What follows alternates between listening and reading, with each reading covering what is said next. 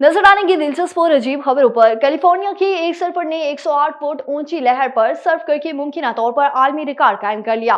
23 साला अलेसेंड्रो सेलिर्फ हाइफ मून बे के साहिल के करीब सर्फिंग कर रहे थे जब उन्हें इंतहाई बड़ी लहर का सामना करना पड़ा।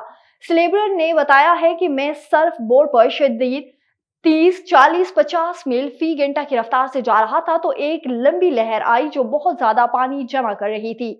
अगर गिनेस वर्ल्ड रिकॉर्ड्स और वर्ल्ड सर्फ लीग की तरफ से लहर की ऊंचाई की तस्दीक हो जाती तो सेलेब्रर ऊंची तरीन लहर पर सर्फ करने का आलमी रिकॉर्ड हासिल कर लेंगे।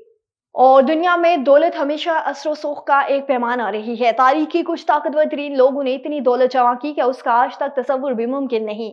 आज की तारीख में एलन मस्क और बिल गेट्स जैसे नामों को दुनिया के दौलतमंद तरीन अफराद के तौर पर शुमार किया जाता है, लेकिन उनकी मुश्तरका दौलत चीन के शहनशाहों में से एक के मुकाबले में रत्ती बराबर भी नहीं।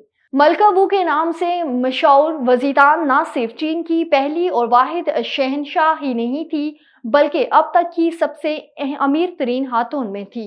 दुबई में गाड़ी की मुनफरिद नंबर प्लेट 55 मिलियन दरहम में फरोख्त की गई। दुबई की नंबर प्लेट P7 की नीलामी के लिए एक तकरीब मुकामी होटल जमीरा में मुनक्किद की गई, जहां इस नंबर प्लेट के लिए बोलियां लगाई गई और इस मुनफरिद नंबर प्लेट के लिए बोली लगाने का एक जबरदस्त सिलसिला इस रिकॉर्ड तोड़ का बायस बना।